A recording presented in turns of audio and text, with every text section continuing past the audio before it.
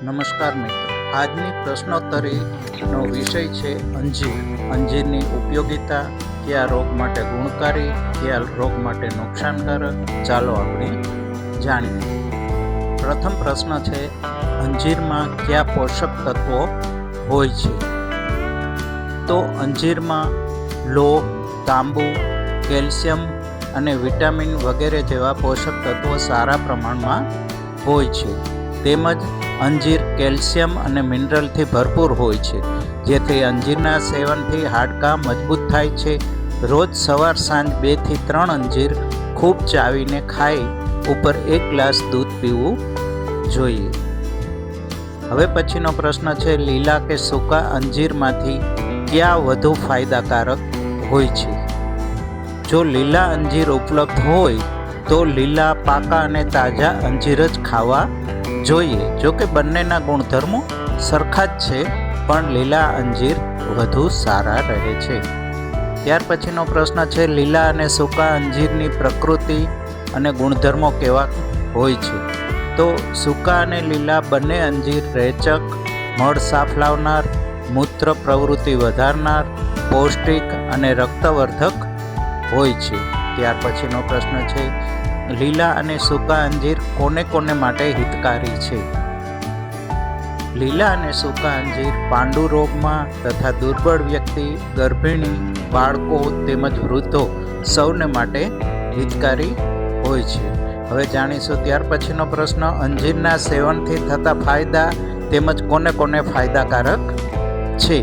તો અંજીરના સેવનથી પાચન ક્રિયા સુધરે છે, કબજિયાતની સમસ્યા દૂર થાય છે, આર્થરાઇટિસની સમસ્યામાં ફાયદો થાય છે, હાર્ટની સમસ્યામાં ફાયદો થાય છે, કોલેસ્ટ્રોલની સમસ્યામાં ફાયદો થાય છે, લીવરની સમસ્યામાં ફાયદો થાય છે. મિત્રો, ચેનલને લાઇક, શેર અને સબસ્ક્રાઈબ જરૂરથી કરજો.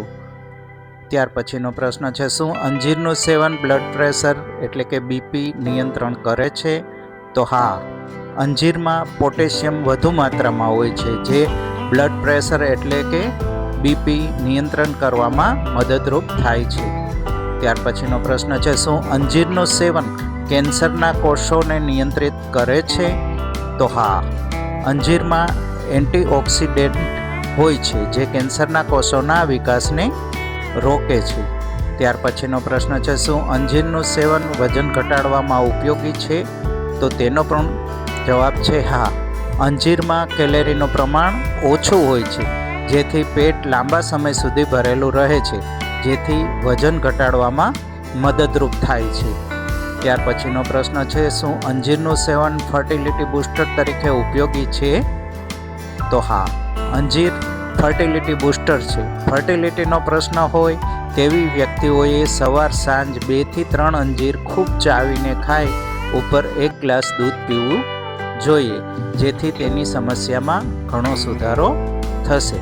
ત્યાર પછીનો પ્રશ્ન છે, શું અંજીરથી એલર્જી થઈ શકે? એલર્જી હોય તો તેને શું ન કરવું જોઈએ? હા, અંજીરથી એલર્જી થઈ શકે છે. જે લોકોને અંજીરની એલર્જી હોય તેમણે અંજીરનું સેવન બિલકુલ ન કરવું જોઈએ. ત્યાર પછી પ્રશ્ન છે કે જો અંજીરની એલર્જી હોય તો એલર્જીમાં શું શું તકલીફો થાય છે? તો ઘણા લોકોને અંજીરની એલર્જી થઈ શકે છે, જેમાં ફોલ્લીઓ, સોજા, ખંજવાળ અને શ્વાસ લેવામાં તકલીફ થઈ શકે છે. આવી તકલીફ થાય તો તાત્કાલિક અંજીરનું સેવન બંધ કરવું. ત્યાર પછીનો પ્રશ્ન છે, શું અંજીરથી કિડનીની તકલીફ વધે છે? તો તેનો પણ જવાબ છે હા, અંજીરથી કિડનીની તકલીફ વધે છે. જે લોકોને કિડનીની તકલીફ હોય તેમણે અંજીરનું સેવન ન કરવું જોઈએ, તેનું સેવન ટાળવું જોઈએ. શું મધુપ્રમેહ એટલે કે ડાયાબિટીસના દર્દીઓએ અંજીરનું સેવન કરી શકે છે? તો અંજીરમાં પ્રાકૃતિક ખાંડ એટલે કે શર્કરાનું પ્રમાણ વધુ હોવાથી ડાયાબિટીસની બીમારી હોય તેવા દર્દીઓએ મર્યાદિત માત્રામાં સેવન કરવું. શું સર્જરી એટલે કે ઓપરેશન પછી અંજીરનું સેવન નુકસાન કરી શકે છે? તો તેનો પ્રત્યુત્તર પણ છે હા. સર્જરી એટલે કે ઓપરેશન પછી અંજીરનું સેવન કરવાથી રક્તસ્રાવનું જોખમ વધી શકે છે, જેથી સર્જરી પછી અંજીરનું સેવન ટાળવું જોઈએ. શું અંજીરના વધુ પડતા સેવનથી પેટની તકલીફો થઈ શકે છે? અંજીરમાં ફાઇબર વધુ માત્રામાં હોય છે, જેથી અંજીરનું વધુ પ્રમાણમાં સેવન કરવાથી પેટમાં ગેસ તેમજ પેટ ફૂલવા જેવી સમસ્યાઓ થઈ શકે છે. મિત્રો, આવી જ ઉપયોગી માહિતી મેળવતા રહેવા building planning idea by Harendra Chudasama ચેનલને લાઇક, શેર અને સબસ્ક્રાઈબ કરવાનું ભૂલતા નહીં. આભાર.